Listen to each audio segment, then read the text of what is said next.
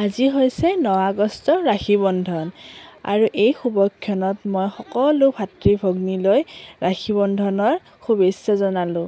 মোৰ সকলোবিলাক ভাতৃ ভগ্নী যাতে কুশলে থাকক সদায় তাৰে কামনা কৰিলোঁ। গতিকে আজিৰ দিনটো প্ৰতি বছৰৰ নিচিনাকৈ আমিও ঘৰতে পালন কৰিলোঁ। সকলোকে ৰাখি বান্ধিলোঁ আৰু ধুনুকো সকলোৱে ৰাখি বান্ধিলে। এয়া চাওকচোন, তাত যিহেতু কোনো বায়েক নাই সেইকাৰণে পেহীয়েকহঁতে পিন্ধাইছে আৰু সকলোবোৰ কামৰ মাজতে যিহেতু কালি পূৰ্ণিমা আছিল সেইকাৰণে এবাৰ ওচৰৰ মন্দিৰটোলৈ গৈ এবাৰ সেৱা কৰি আহিলোঁ।